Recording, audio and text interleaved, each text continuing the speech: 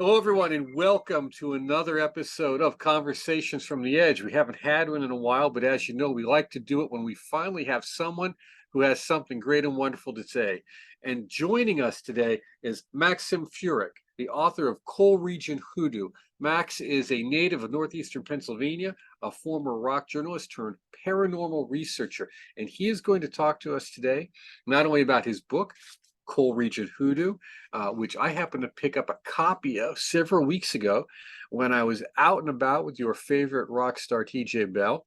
And we were down in the Tamaqua area and we went to, what is it, coal mine Oh, number the 19, Ashland. the Sure. Yeah. Ashland coal mine. Yeah. Yeah, we went Yeah. there. They said you were there the day before, and I just grabbed it and I said, I got to read this. So, and I Yeah. contacted you and we started talking.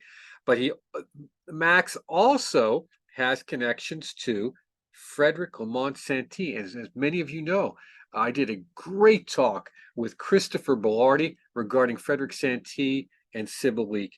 And it gets even better. Max knew Ed and Lorraine Warren, who, for those of you who don't know, have a connection to northeastern Pennsylvania from the famous Smurl Haunting in West Pittston in the 1980s. So that's why he's here, and that's why you need to stay tuned. So, Max, welcome to Conversations from the Edge by the Yeah, Mark, Institute for thanks Medical so much. Studies. I'm looking forward to this, and it looks like we're going to do a deep dive into a whole lot of eclectic topics, but they all have a common denominator. So thanks for having me. I really appreciate that, and this is great just to talk about the coal region and the Pennsylvania Northeast, and our uniqueness. So thanks for what you do, and I'm glad just to be here to to talk and to talk to some of your listeners about what little I know about the topic. So thank you. Well, the book is a great introduction, and I noticed one of the things you like to talk about is the Shepton mine disaster. So let's kind of talk a little bit about what got you into writing Region Hoodoo, and maybe work some of the Shepton mine disaster story into that for folks who aren't familiar with it. Yeah, well, so Coleridge Hoodoo was a continuation of my research that I was doing into Shepton.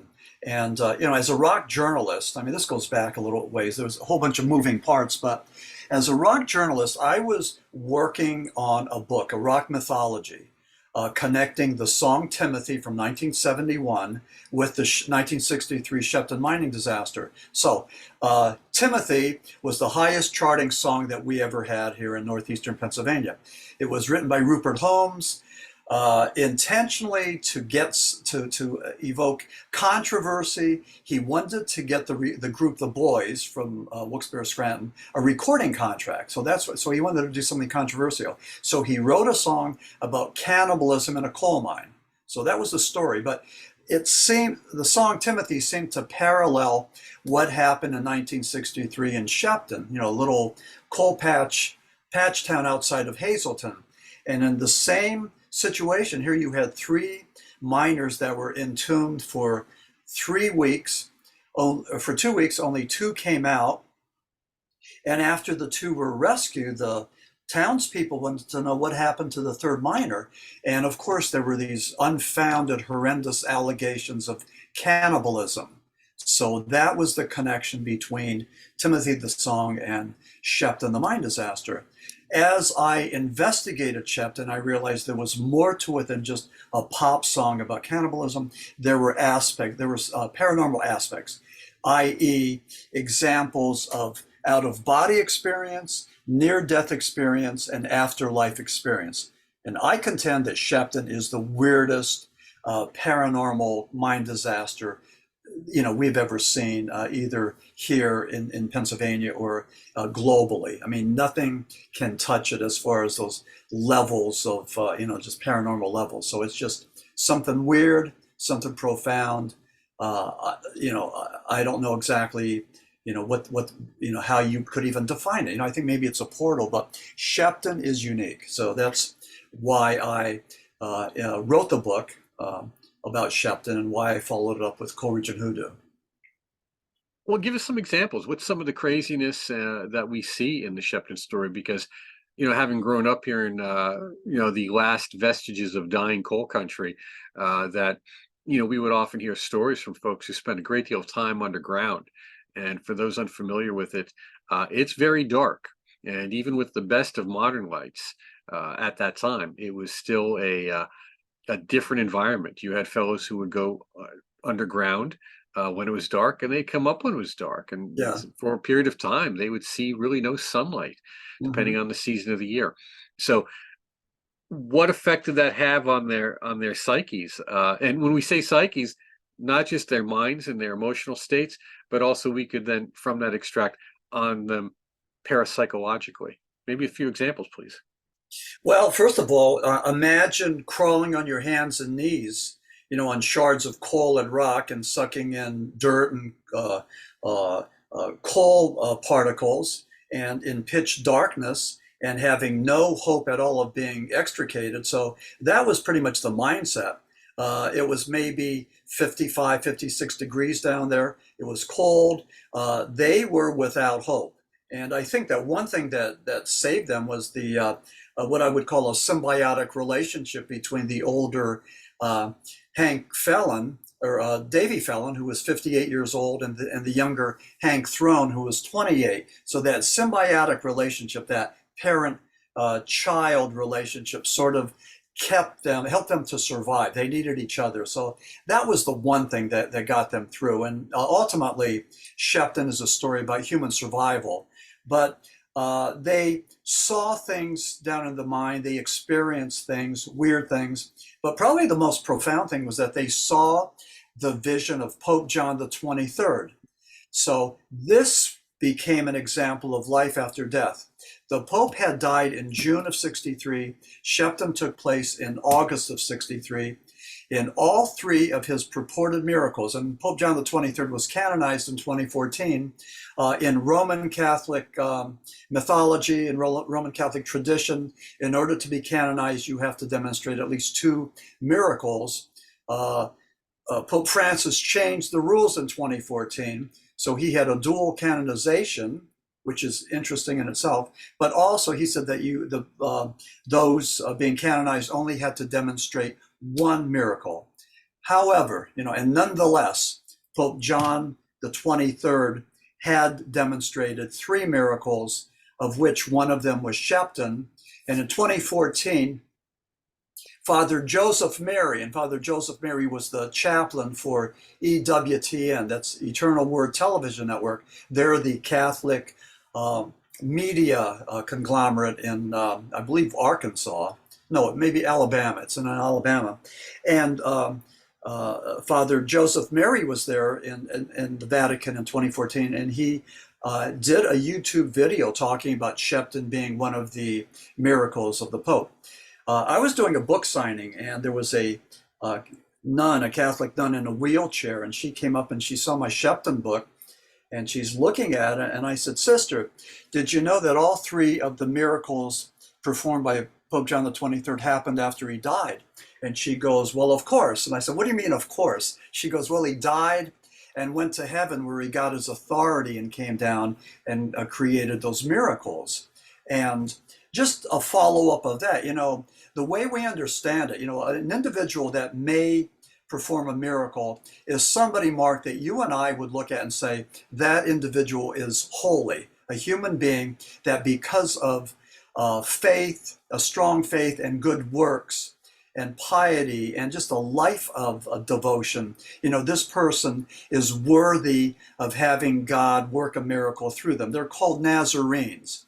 And Pope John the 23rd was one of those persons who is believed to have, performed miracles only because of his profound holiness. So, and as far as I'm concerned, I know we have true believers and we have doubters, and I don't care because I look at the mathematics. Blaise Pascal talked about the law of probability, but I look at things in a totality of 90. 30, 30, and 30. And I view, even with something like this, 30% of the people are going to say, yes, it happened. 30% are going to say, no, it doesn't. And 30% are on the fence. They don't know either way. They're like the independent voters. They're looking for more intel to make their decision. But nevertheless, millions of Roman Catholics believe that, Pope John the 23rd did perform miracles, of which Shepton was one. Now, how did they ultimately get out of Shepton? There was a big to-do on how they were rescued. Yeah, well, they weren't going to be rescued. They were going to die down there, as was the tradition in the coal region. Typically they didn't go back down the shaft and do a rescue for two reasons. One, it was too dangerous, and also it was too expensive. In the case of the Shepton mine disaster, and it shouldn't have been Shepton, it was actually Oneida. It happened in Oneida, but the news reporters got that wrong, so they called it Shepton, which sort of was a sister city. But anyway, they weren't going to do a rescue, and Davy Fallon's estranged brother, Joe, they hadn't spoken for like something like 15, 20 years. And Joe, I think, maybe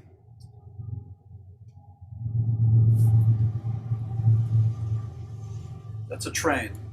Ah, that's all right. That's good. Let them hear some trains. We're talking about coal. They need to know where their Okay. Well, the they need train's to know where coming their by. Okay. stuff comes from. Train keeps on rolling. They weren't going to do the rescue, but Davy Fallon's brother, Joe, he insisted that they do something. He said that they may be alive, and if they're alive, they're in a little monkey shaft.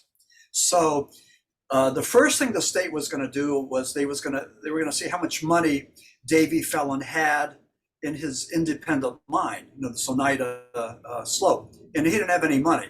So they were able to cough up $60,000 in '63, and I don't know what that equates to in 2023, but it was enough to get the job done. So they drilled, they found the miners, and eventually after 2 weeks they got them out. And again, it was international news. Associated Press called it the one of the top 10 stories of the year, surpassed only by the assassination of President John Kennedy in November. But for those 2 weeks, we had thousands of people in Shepton, National Guard, Salvation Army, military troops, paparazzi, rubberneckers, hoaxers, people claiming to be physicians, and military people doing experiments to see how these people could survive, 330 feet below. So just a whole lot of stuff going on. But reporters from the UK, Japan, and Germany were there. It was big news, and it was in a little patch town, that became known as Shepton. And they were down there for 2 weeks, and then they were extricated, and it was called a miracle. It was called a miracle, and just amazing that they were able to get those guys out.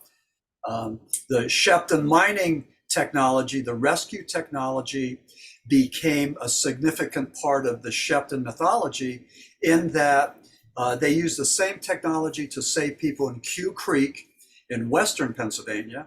And then in 2010, and this is the thing that sort of, I think the word is befuddles. It befuddles me that the Shepton mine technology, the rescue technology, saved 33 miners in Chile, the Chilean copper mine disaster of 2010. It was Shepton technology that saved those guys. I've read every book, every article, and saw the movie, The 33. They do not give Shepton the credit.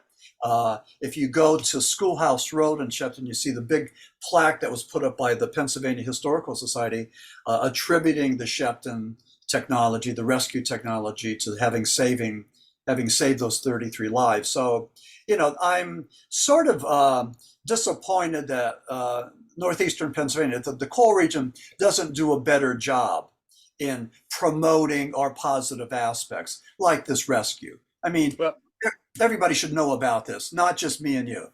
well, that's why we're talking about it. And for those who are not from the area but may be traveling through, I really encourage you to look at one of the several mine tours which you can take to get a sense of what it was like in those areas. There's at least 3 or 4 that I'm aware of, but you can Google them and get yourself underground for a little bit to get an idea as to where to know where your energy comes from, because coal is still a major supplier of energy, although not so much over here. We don't go do a lot of deep mining anymore. But let's move on, Mark, because before we move on, let me just interject, if I may. You're talking about getting energies underground, and there's a theory that if you do go underground, you could be exposed to negative ions. that is supposed to be a source of some sort of energy. So I don't know a whole lot about that, but I came across that in my research, and that got to be something that's pretty unique. And I don't know if the miners experience that, but negative ions is something maybe we need to go and do a little bit of more research on. Okay, well, I'm going to leave that to our listeners to send me emails about, maybe a link or two, and I'll share that with you. Now, what else do you cover in Coal Region Hoodoo? What would some of our listeners find of interest to them? Something unique or different that maybe they haven't come across in other books on the paranormal? Yeah, well, what I did was in Coal Region Hoodoo, Paranormal Tales from Inside the Pit. What I tried to do is this: I tried to take aspects of the paranormal and the spiritual and connect them closer to the scientific. So that's what I wanted to do. I think Coal Region Hoodoo is unique in that respect. I want to get closer to the scientific domain to try to find some answers. I have a number of chapters on what I would call spiritual chapters. Chapters on Pope John the 23rd, a chapter on Saint Teresa of Avila, the 14th century Spanish mystic, and I'm her biggest fan. She was like the Joan Jett of the 14th century. But there's stories, numerous accounts of her actually levitating. Saint Teresa of Avila believed that through prayer and meditation we could reach states of rapture and ecstasy and flight of the soul. And Felon and Throne experienced that flight of the soul in the guise of an out-of-body experience where they actually transcended that mind, went up there and were able to look down and see the rescue party. Felon did it 2 times, but we believe that he was able, and I believe it happened, but he was able to do that he was a devout Roman Catholic, but through his prayer and meditation, he was able to do that. And also, he helped Hank Throne, do the same thing. Hank Throne was an agnostic, an atheist. He didn't have much religion at all, but that was one of the aspects. I talk about Ed and Lorraine Warren. I talk about demonology and the spirit world, the Smurl Haunting.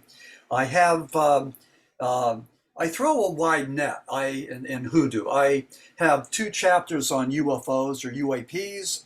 I have 2 chapters on Bigfoot, and that's because Pennsylvania is ranked number 3 as far as, I know this is crazy, Right. but as far as Bigfoot and UFO sightings. And let me continue. Not only Bigfoot sightings, but Bigfoot sightings in conjunction with UFOs, which sort of lends us to believe that these Bigfoot sightings have a tangible paranormal aspect.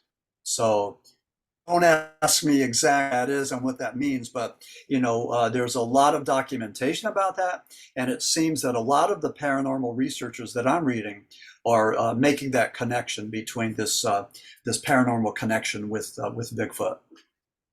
Yeah, we had a great presenter at this year's conference on Suskin Road, which Yeah. is nearby, a lot of paranormal phenomena there. And he said, Mark, I never would have thought this, but my neighbors came up to me, several of them, telling me they've seen a Bigfoot. I just yeah.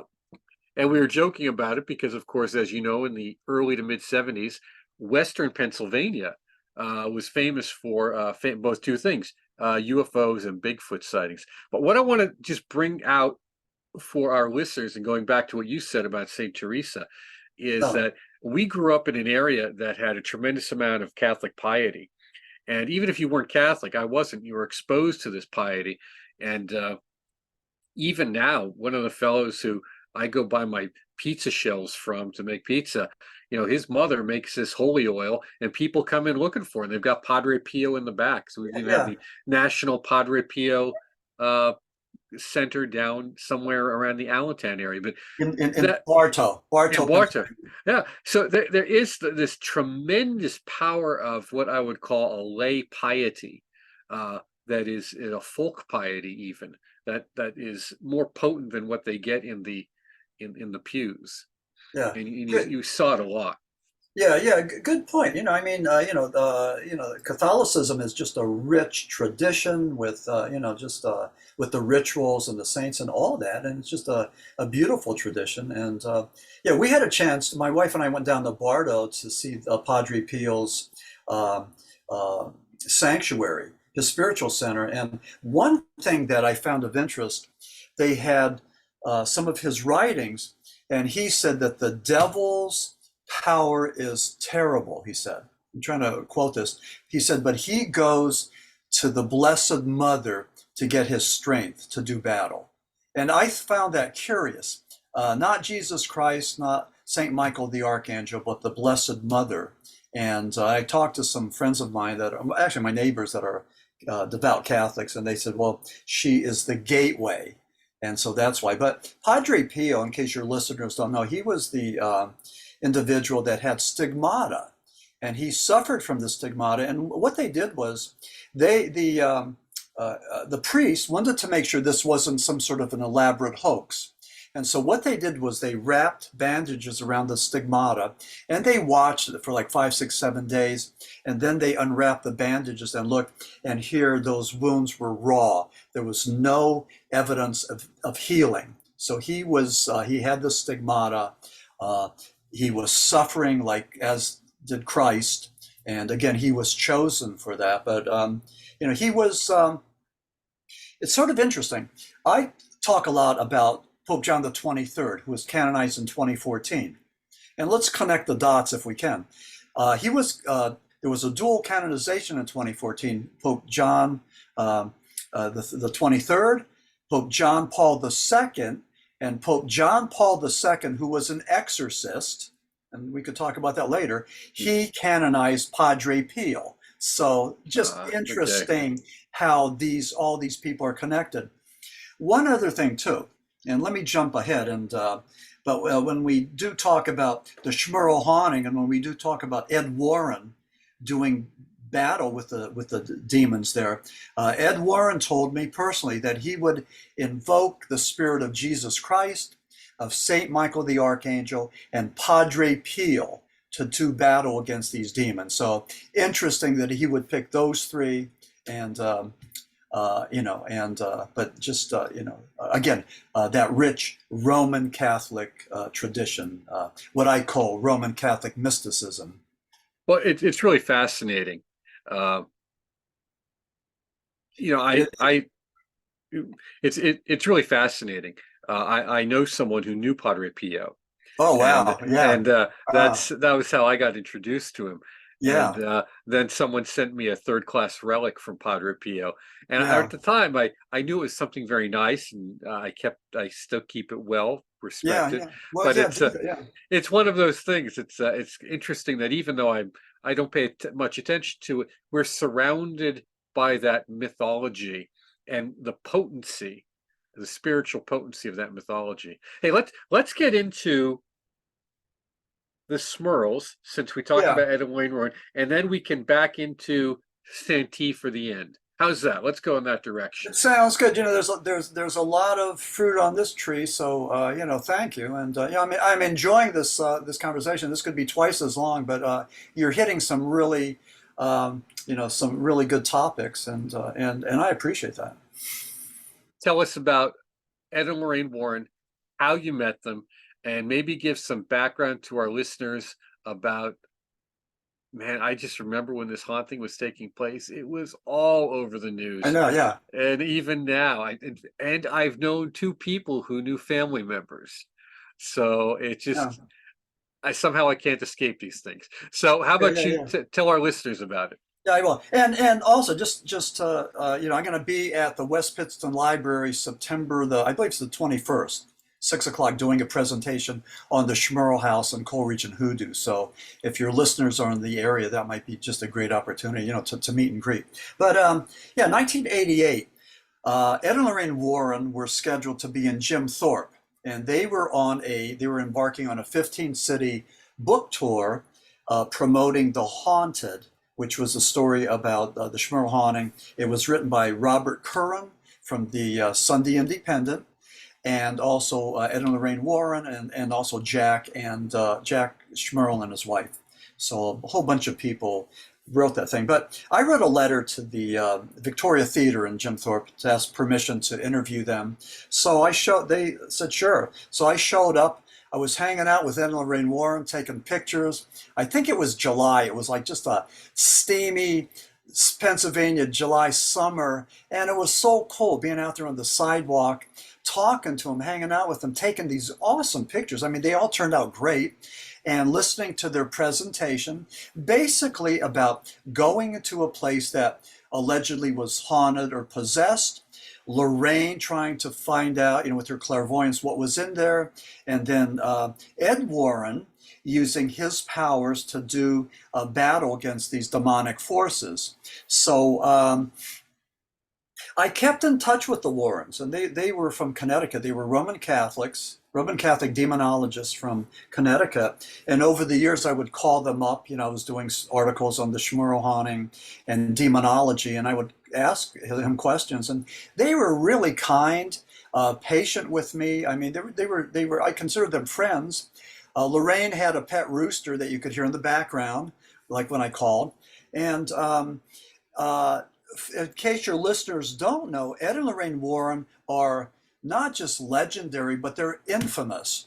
And the Conjuring franchise, the Conjuring universe, was a series of 7 motion pictures that brought in $2 billion worldwide, which shows that the world likes to be scared. There is a connection between the audience and things like haunted houses and demonic possession. So people like that stuff, and they'll pay money for that stuff. It's not something that they run away from. It's not something that they're afraid of. So it's something that attracts us. Jung's shadow self. The dark side. So they, again, they passed away. Again, I valued that friendship with the Warrens, and I was contacted by a paranormal program that wanted to use one of my photographs in their documentary. So that was sort of something that happened because of the internet. People can, you can't hide. So, people were able to track me down and see that I had interviewed the Warrens and all that. So they became aware of the Smurl Haunting, and they went there. And this became a big thing in the mid-1980s. And as you know, the Catholic Church wanted to resolve this thing. And there's a couple of things that are noteworthy. First of all, in cases of exorcism, the priest want to make sure that these individuals that claim to be possessed are actually possessed by demons, as opposed to being schizophrenic and possessed by mental illness.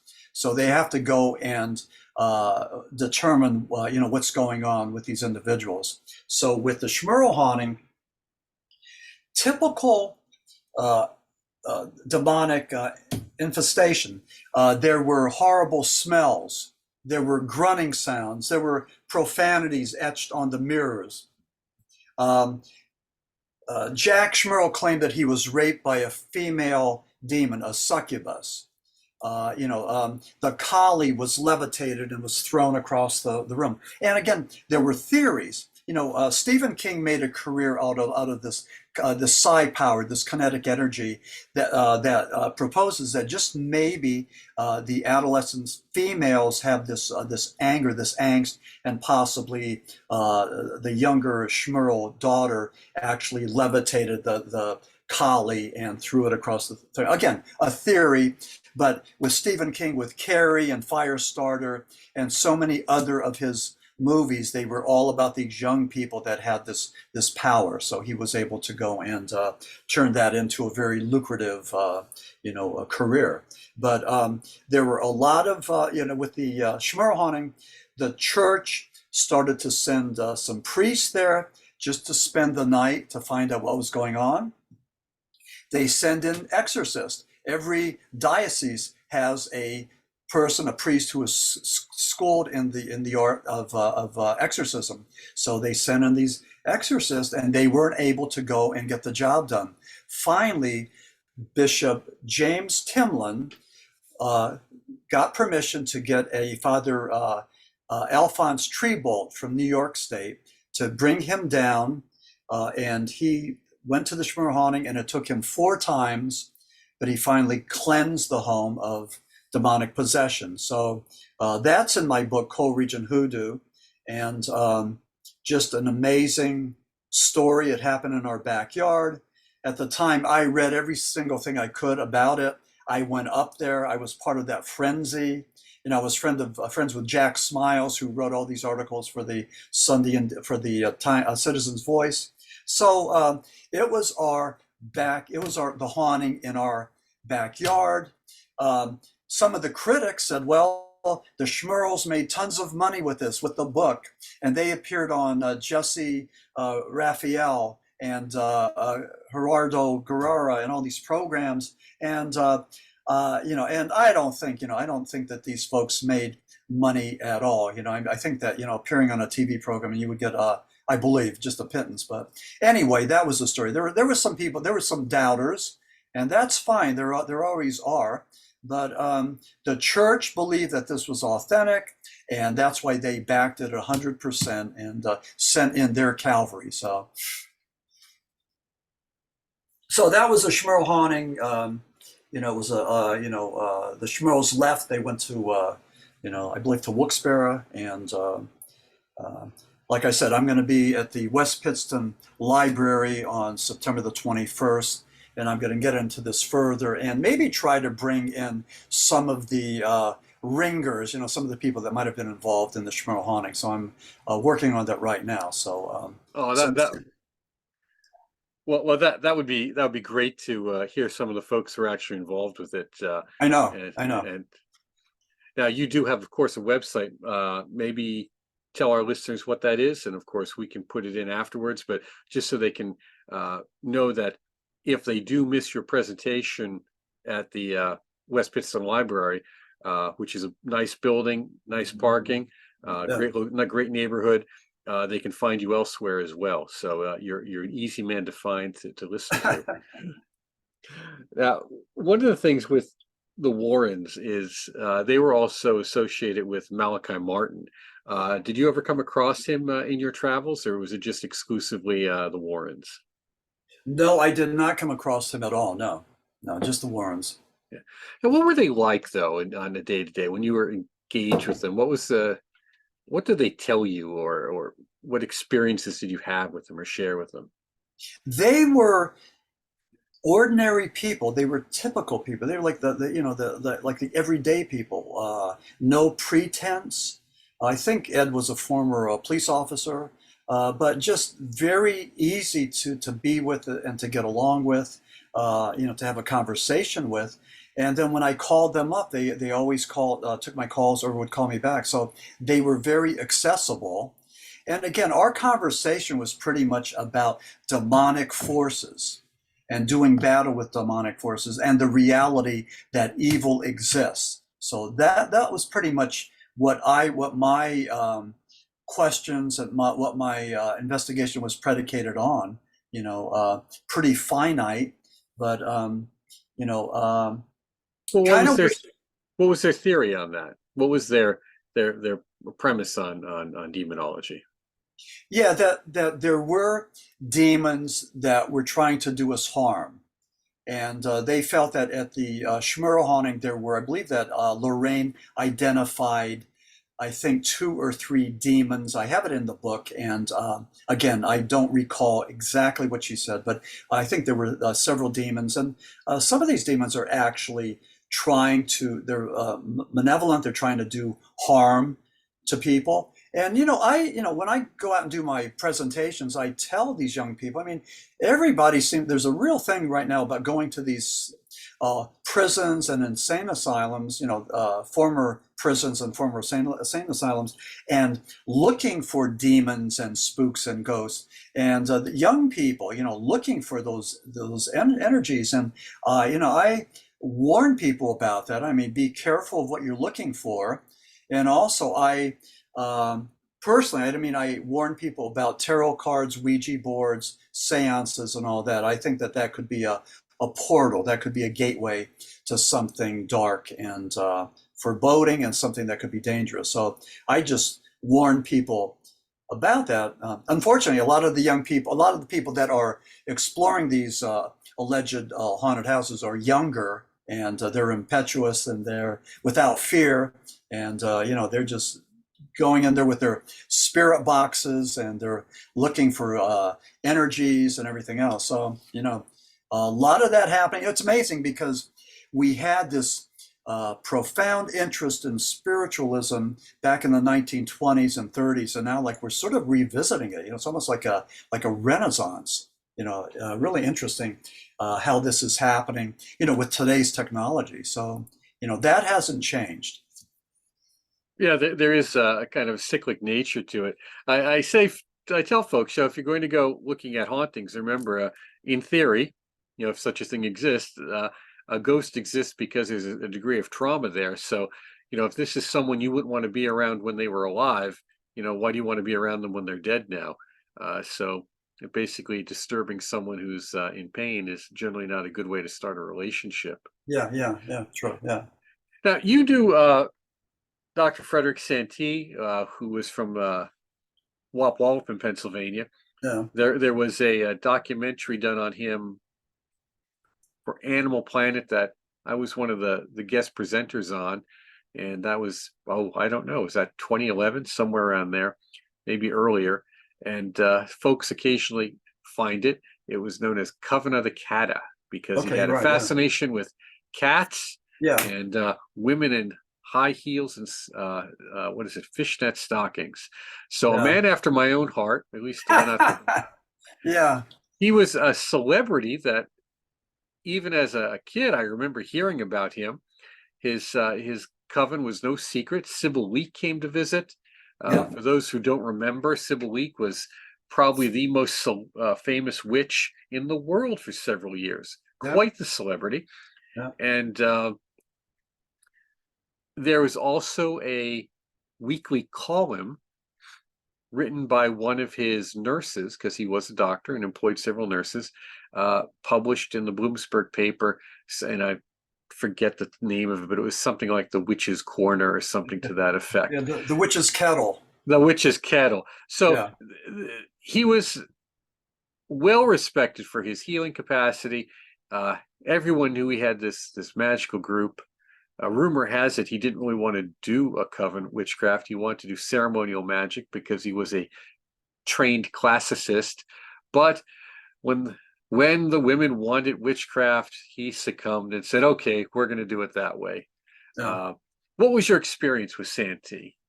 Yeah, well, first of all, even with Co-Region Hoodoo, a lot of it was sort of personal, with Ed and Lorraine Warren and with Dr. Santee. I was his patient, first of all. I went there and I had a dermatitis condition, and he made some salve. He was an herbologist, so he made his own salve, and I got that. And then years later, I wrote him and I wanted to do an interview. So I did several interviews. I still have the cassette recording of Dr. Santee. And Jane was the high priestess of the coven. She had the highest position. He was second. He was the high priest of Coven of the Catta.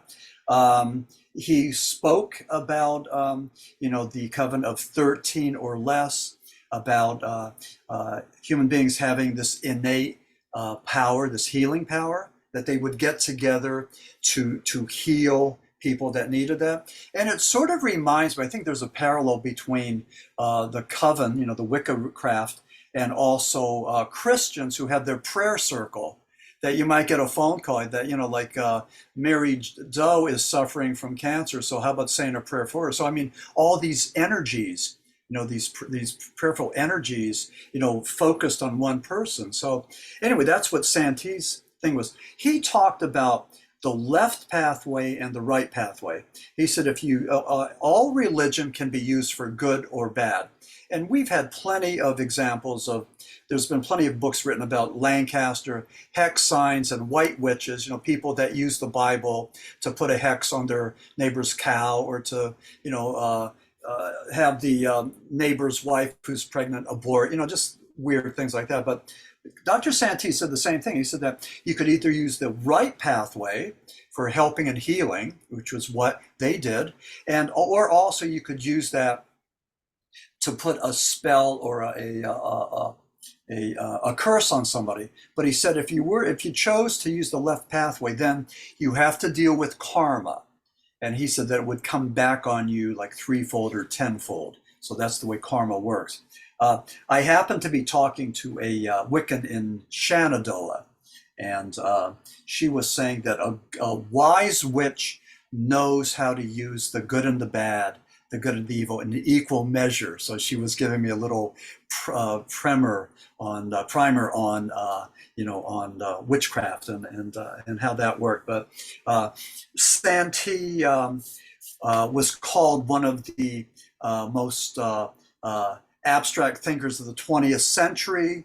He was a child prodigy, a genius. He was one of the youngest people to graduate from Harvard, studied in Europe, was offered a position with the mathematician, I'm blocking, over in England, the mathematician that offered to, Bertrand Russell, offered to teach him all the math that Russell could remember if Santee would go and be an instructor at his school. And Santee didn't think the structure was strict enough. He thought that it was just, haphazard. So he decided not to do that. But he roamed circles with intellectuals. He had a photographic memory, great recall, very altruistic. Santee and his father and his grandfather were all physicians from Baltimore. They would charge maybe a quarter for a treatment or do it for free. They kept long hours. They were wonderful altruistic people. Several Wiccans who read Co-Region Hoodoo reached out, just out of the blue, spontaneously, and thanked me for a true representation of Dr. Frederick Santee that wasn't tainted with allegations of Satan worship and all this, this nonsense that, that has followed Wiccans and pagans, from the early days of Christianity. So I was there at his funeral, and I was hanging out with David McCullum. That was his publisher, and so we had a chance to go and get caught up and get some interesting stories about Santee from his publisher. But he was just a great guy, and as you say, the people locally, there was a column in the Berwick Enterprise called The Witch's Kettle. So Jane, the high priest, Jane Kishbal, wrote that. I think her name was, her Wiccan name was Lady Althena. And so she wrote The Witch's Kettle. Santee would write things. So local people knew that he had a coven.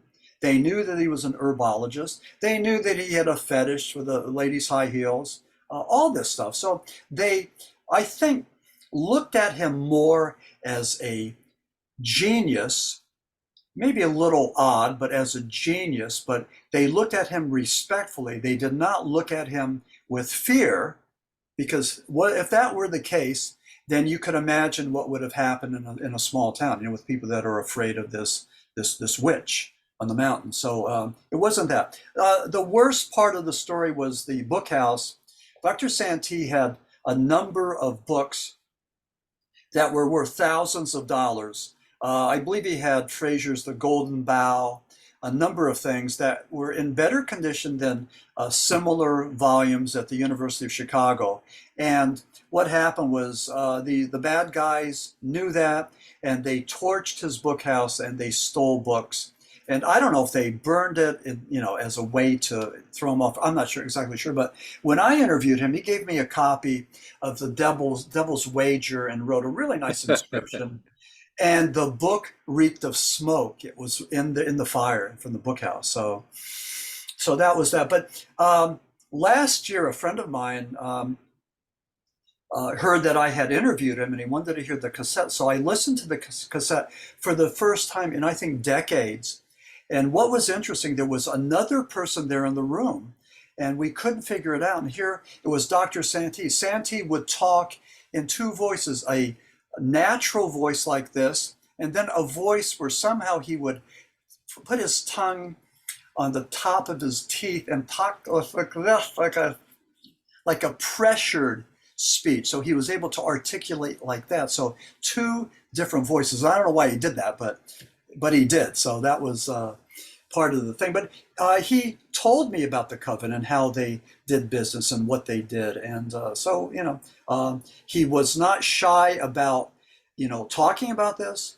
Jane, was sort of reluctant. I don't think she wanted him to go and be as candid as he was, but that's who Dr. Santee was. He was an honest, candid person. I mean, he didn't hide anything. He shared things. I mean, he was just a altruistic individual, and it doesn't matter what religion he practiced. I mean, he could have been a Baptist or a Catholic or a Jew. He was just a kind, altruistic person. So he just happened to be a Wiccan, and be the high priest of a coven. And he was my friend. So. Now, did you ever run into or meet Sibylle at this time, or did he ever mention her? No, yeah, he did mention her. She was the one who, let me see, I think they met. He might have met her either in New York City or in Europe, but she came over there and initiated the Coven. So whatever the parameters of that, however you get a coven, she was the one that could help make that happen. So Yeah. so anyway, and she was known as the world's most famous witch, and again for some of your listeners, I mean, just do some research. I mean, I'm sure that your listeners know this, but a lot of people think that witchcraft or paganism is somehow in league with the devil, and somehow it's dark and and nasty and evil, and that couldn't. I mean, there may be covens that are like that are into hedonism and and some of that, but Dr. Santee's Coven wasn't, and we need to just make sure that point is underscored. Well, in the interview I did with Chris Bellardi, which is available, on the same channel, we talk about that, and I also have a copy of the Book of Shadows that was used by that Coven, and it's interesting reading, and it reflects the material of the period, and I met Janie Kishba as well. Yeah. She was quite old when I met her. I do understand that, of course. It's interesting that you said you went here for a skin condition, because I understand that Santee's specialty was skin conditions. That's what he was famous for healing problems with the skin. Yeah. And herbologist. So he made his own medicines. Yes. Yeah, and also this scholarly individual, this legendary, infamous individual, would wear flannel shirts and bib overalls. Yeah, the photographs, like the old country doctor. I mean, he certainly didn't dress the part, but his women had to wear the high heels. And it's interesting too, because Mark, you don't need to tell us what your sexual fetishes are, but Santee told the world. I mean, everybody knew this, so this is pretty. I mean, he was honest and candid to a fault. Usually people have these parameters. I'm going to let you in so far, but then you can't get in this, this close. But maybe it was good for business. Yeah, he was comfortable in his own skin, and again, an honest individual, and and I'm just so fortunate that I was able to have met him and conversed with him, and then. That just makes me feel. I mean, in retrospect, I feel that that something special happened to me, that I was able to have met him and interacted with him. So now you have a new book coming out. It's called "The Flying Saucer Esoteric: History's Most Amazing UFO Events," and let's take a few minutes to talk about that, and of course. Let's always throw in some Bigfoot.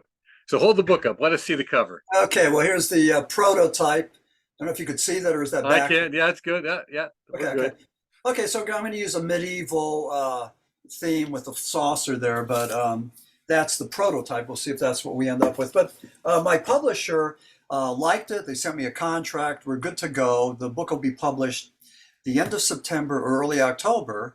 And maybe down the line we could talk about it on your show. But the thing of it is, in 2023, I will have had 2 books published, Co-Region Hoodoo and The Flying Saucer Esoteric. So that was my goal, and you know, I'm just so pleased that I was able to, keep my nose to the grindstone and do the research and get it done. So I'm excited. I think Flying Saucer Esoteric is going to be big. I think it's going to make some noise only because flying saucers, or UAPs, Yeah. as you folks may call them, are big these days. Everybody has their own opinion on whether they is or whether they ain't. So, we're going to Well, talk about that. give us a glimpse into some of the good stories you got in there. Well, I'll give you an overview what the book is. The book, it's not a listing or a compilation of UFO events, but it's sort of like a time machine, like an H.G. Wells time machine. And what I do is I start with BC times. I take a look at these astronomers and theologians who believe that there was life on other planets, life other than on Earth. And some of these folks were viewed as heretics and burned at the stake. So we talk about them. I talk about biblical scripture that people like Eric von Daniken and Morris Jessup and all these other folks use to claim that, the Bible talks about ancient aliens and that interbred with humans and all this. So I use exact quotes. And then I go into the 11, 12, 13, 14 centuries and take a look at the contactees, abductees, hoaxers, scientists, space explorers. And sort of like with what I do in Co-Region Hoodoo, I sort of force ufologists, I force people that are into the flying saucers to take a look at the science and to acknowledge the science. And so that's, I think, the gift that I bring, to the fore. I end the book on July 26, 2023, when they were having congressional hearings about UAPs.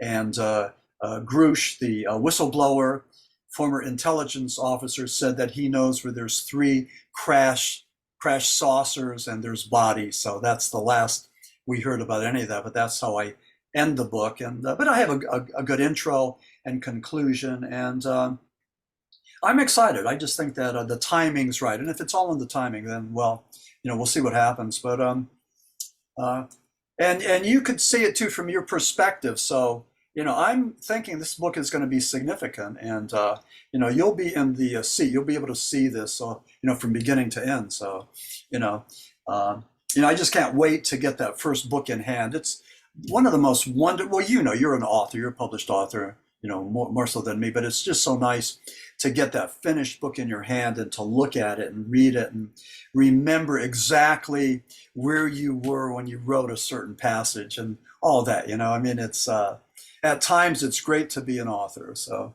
and this is one of those times. At times it's great. Yes, that's the way you could put it.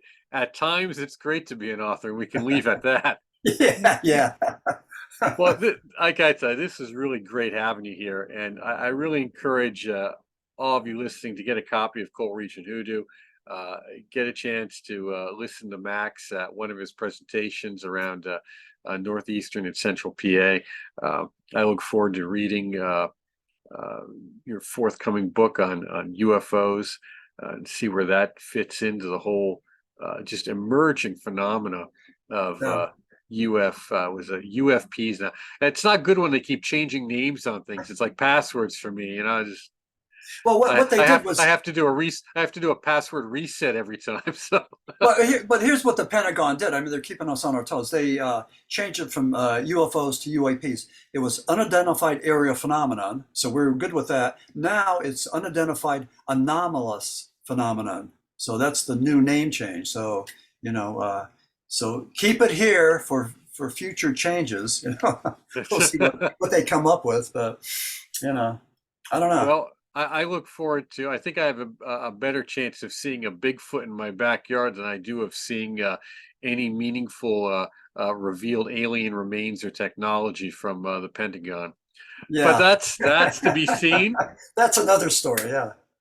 Max, I want to thank you so very much for taking time out of your day to tell us about your adventures with Region Hoodoo, with Ed and Lorraine Warren, with Dr. Frederick Santee, and maybe we can have you back in the future. And I hope folks will take some interest in your work. It's just really been great. Thank you very much for being here. Thank you, Mark. I appreciate this opportunity. Thank you so much. And thanks to all of you for listening. And well, until next time.